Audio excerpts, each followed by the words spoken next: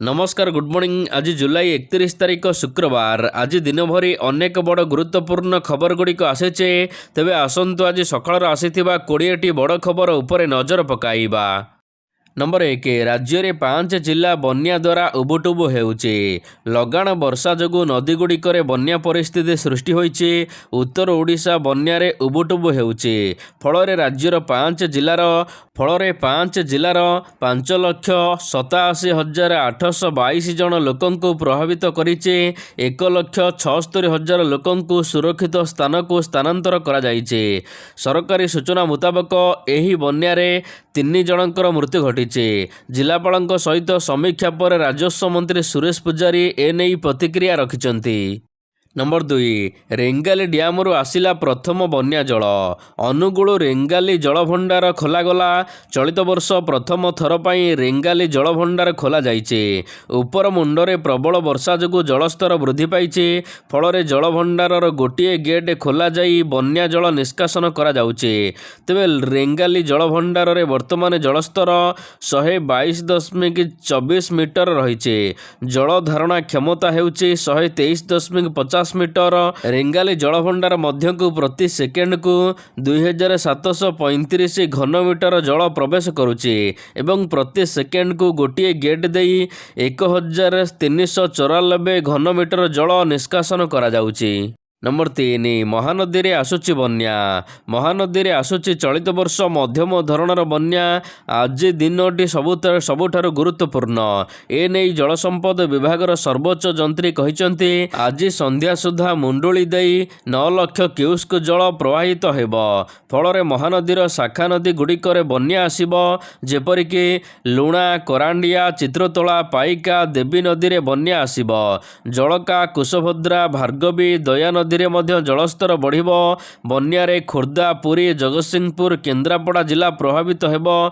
यह सहित जगतसिंहपुर बालिकुदा, एरसमा, कुजंग, तीर्तल प्रभावित हेब बोली कहा जाइछि। नंबर 4 आज भी स्कूल छुट्टी। राज्यर विभिन्न स्थान में लगी रही प्रबल वर्षा एवं बन्या परिस्थिति को आखिआगर रखी 31 तारिख अर्थात आज पर्यंत खोर्धा जिलार समस्त स्कूल को छुट्टी करा जाइछे।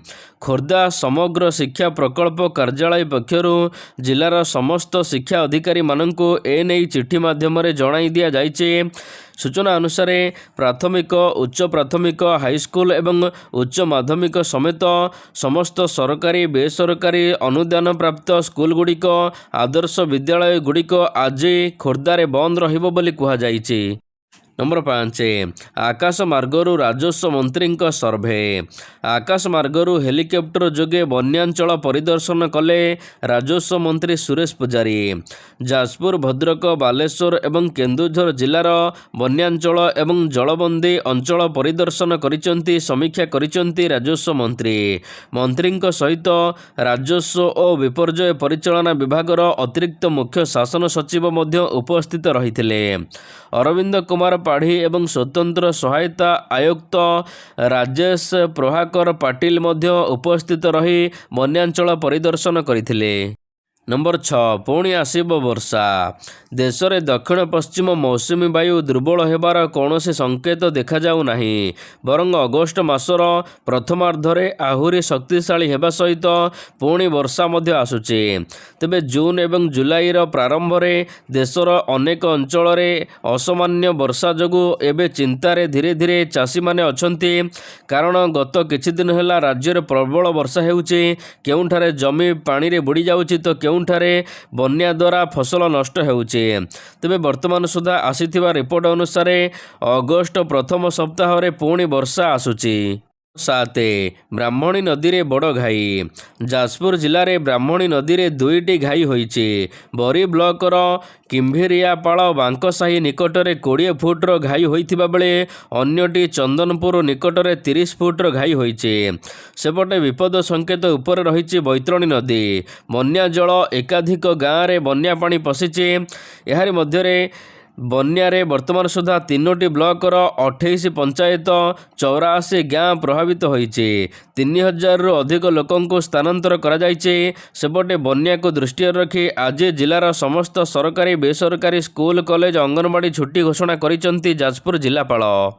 ନମ୍ବର 9 11 ବର୍ଷର ରେକର୍ଡ ଭାଙ୍ଗିଲା ବର୍ଷା। କେନ୍ଦୁଝର ଜିଲ୍ଲାରେ ପ୍ରବଳ ବର୍ଷା ହୋଇଛି। 11 ବର୍ଷର ରେକର୍ଡକୁ ଭାଙ୍ଗିଛି ବର୍ଷା। 21 ତାରିଖରୁ ଲଗାଣ ବର୍ଷା ଲାଗିଥିବା ବେଳେ ବଙ୍ଗୋପସାଗରରେ ସୃଷ୍ଟି ହୋଇଥିବା ଗଭୀର ଅବପାତ ଯୋଗୁଁ କେନ୍ଦୁଝର ଜିଲ୍ଲାରେ ବାଦଲ ଫଟା ବର୍ଷା ହୋଇଛି।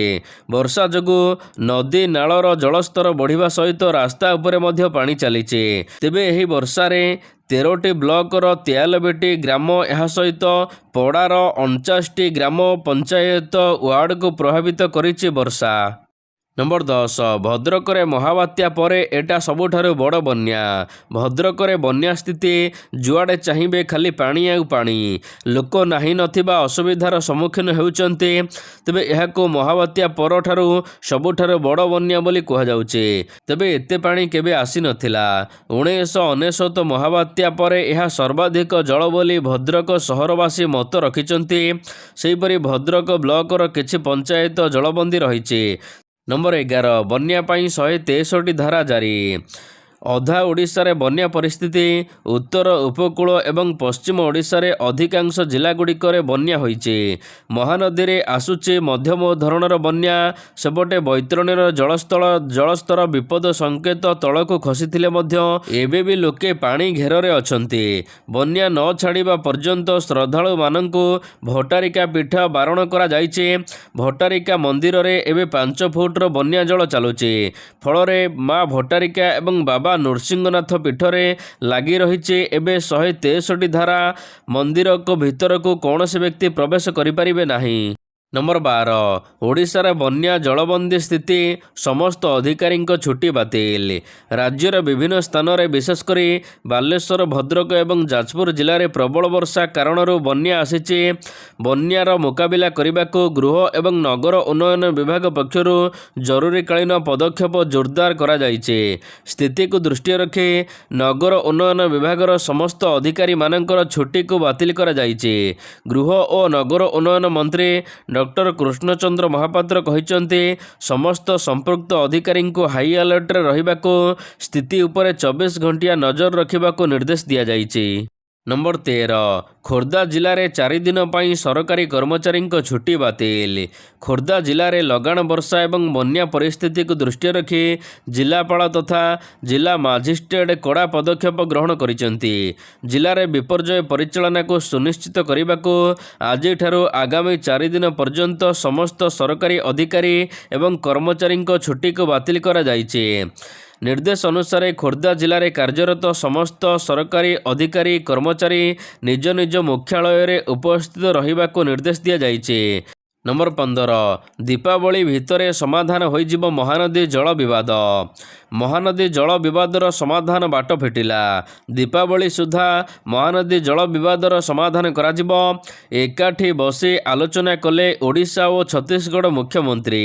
କେନ୍ଦ୍ର ଜଳଶକ୍ତି ମନ୍ତ୍ରୀ CR ପାଟିଲଙ୍କ ଅଧ୍ୟକ୍ଷତାରେ ବସିଥିବା ବୈଠକରେ ଓଡ଼ିଶାର ଅଧିକାରୀ ଏବଂ ଚାଷୀକୂଳଙ୍କ ଭବିଷ୍ୟତ, ରାଜ୍ୟର ଜଳ ସମ୍ପଦର ସୁରକ୍ଷା ପ୍ରସଙ୍ଗ ଉଠାଇଲେ ମୁଖ୍ୟମନ୍ତ୍ରୀ ମୋହନ ଚରଣ ମାଝୀ। ଆଗାମୀ 3 ମାସରେ ଉଭୟ ରାଜ୍ୟର ଅଧିକାରୀମାନେ ଏବଂ ଆପୋଷ ଆଲୋଚନା କରି ସମାଧାନ କରିବେ ବୋଲି ନୂଆଦିଲ୍ଲୀରେ କେନ୍ଦ୍ରମନ୍ତ୍ରୀ ଏନେଇ ସୂଚନା ପ୍ରଦାନ କରିଛନ୍ତି। ନମ୍ବର 16 ଶ୍ରୀ ବଳଦେବ ଜୀଉଙ୍କ ପ୍ରିୟ କର୍ପୂର ଭୋଗ ପାଇଲା ସ୍ୱତନ୍ତ୍ର ପରିଚୟ। ଓଡ଼ିଶା ସଂସ୍କୃତି କହିଲେ ଜଗତର ନାଥ ପ୍ରଭୁ ଜଗନ୍ନାଥଙ୍କ ସଂସ୍କୃତିକୁ ବୁଝାଇଥାଏ। ଏହା ସମଗ୍ର ବିଶ୍ୱବ୍ୟାପୀ। ତେବେ ବୈଦିକ ଯୁଗରୁ ପୁରୀ ଧାମରେ ଶ୍ରୀ ଜଗନ୍ନାଥ ମନ୍ଦିରରେ ପୂଜା ପାଇ ଆସୁଛନ୍ତି। ସର୍ବବ୍ୟାପୀ ଶ୍ରୀ ଜଗନ୍ନାଥ ହେଉଛନ୍ତି ସୃଷ୍ଟି, ସ୍ଥିତି ଏବଂ ବିଲୟର କାରଣ। ତେବେ ଲାଗି ହେଉଥିବା ଠାକୁରଙ୍କ ପାଖରେ ସବୁ ଭୋଗଠାରୁ ଶ୍ରୀ ବଳଦେବ ଜୀଉଙ୍କ 56 ଭୋଗ ମଧ୍ୟରେ କର୍ପୂର କୋଳି ଅନ୍ୟତମ। ପ୍ରଭୁଙ୍କ ସମସ୍ତ ଭୋଗଠାରୁ ଏହା ନିଆରା। ଠାକୁରଙ୍କୁ ପ୍ରତ୍ୟେକ ଦିନ ଏହି କ୍ଷୀର ରୂପରେ ଲଗାଯାଇଥାଏ। ଏହାର ବହୁଳ ପ୍ରଚାର ଏବଂ ପ୍ରସାର ଯୋଗୁଁ ମନ୍ଦିର ନିକଟରେ ଥିବା ଭୋଗ ଦୋକାନରେ ଶ୍ରଦ୍ଧାଳୁମାନଙ୍କର ଭିଡ଼ ଜମୁଛି। ନମ୍ବର 17 ପୂର୍ବାଞ୍ଚଳ ଦଳରେ 4 ଓଡ଼ିଆ ଖେଳାଳି। ଆସନ୍ତା 2026 ଦୁଲୀପ ଟ୍ରଫି ପାଇଁ ପୂର୍ବାଞ୍ଚଳ ଦଳରେ ଓଡ଼ିଶାର ଅଭିଜ୍ଞ ବ୍ୟାଟର ଶୁଭ୍ରାଂଶୁ ସେନାପତି ସ୍ଥାନ ପାଇଛନ୍ତି। ଏହି ପ୍ରତିଯୋଗିତା ଅଗଷ୍ଟ 23ରୁ ସେପ୍ଟେମ୍ବର 10 ପର୍ଯ୍ୟନ୍ତ ବେଙ୍ଗଲୁରୁ ସ୍ଥିତ BCCI ସେଣ୍ଟର ଅଫ୍ ଏକ୍ସିଲେନ୍ସରେ ଆୟୋଜିତ ହେବ। 15 ସଦସ୍ୟ ବିଶିଷ୍ଟ ପୂର୍ବାଞ୍ଚଳର ଦଳରେ 4 ଜଣ ଓଡ଼ିଆ ଖେଳାଳି ସ୍ଥାନ ପାଇଛନ୍ତି। ତେବେ ଏହି ଓଡ଼ିଆ ଖେଳାଳି ହେଉଛନ୍ତି ସମ୍ବିତ ଏସ୍ ବରାଳ, ସ୍ୱାସ୍ତିକ ସାମଲଙ୍କୁ ଖେଳାଳି ଭାବରେ ଚୟନ କରାଯାଇଛି। ଏହା ସହିତ ଓଡ଼ିଶାର ପ୍ରୀତିମଜିତ ଦାସ ପୂର୍ବାଞ୍ଚଳ ଦଳରେ ସରକାରୀ କୋଚ୍ ଭାବରେ ନିଯୁକ୍ତି ପାଇଛନ୍ତି। ନମ୍ବର 18 ଏଣିକି ସରକାରୀ ସ୍କୁଲରେ ପିଲା ଖାଇବେ ଚିକେନ ବିରିୟାନୀ। ତାମିଲନାଡୁ ସରକାରଙ୍କର ମିଡ୍ ଡେ ମିଲ୍ ଯୋଜନାରେ ବଡ଼ ପରିବର୍ତ୍ତନ ଦେଖିବାକୁ ମିଳିପାରେ। ରାଜ୍ୟର ସ୍କୁଲ ଶିକ୍ଷା ମନ୍ତ୍ରୀ ରାଜମୋହନ କହିଛନ୍ତି ଯେ ସରକାରୀ ସ୍କୁଲରେ ପଢ଼ୁଥିବା ଛାତ୍ରଛାତ୍ରୀମାନଙ୍କୁ ସପ୍ତାହରେ ଗୋଟିଏ ଦିନ ଚିକେନ ବିରିୟାନୀ ପରଷିବାକୁ ସରକାର ବିଚାର କରୁଛନ୍ତି। ଏ ସମ୍ପର୍କରେ ଏକ ପ୍ରସ୍ତାବକୁ ମୁଖ୍ୟମନ୍ତ୍ରୀ ଫୋକସ୍ ଦେଉଛନ୍ତି।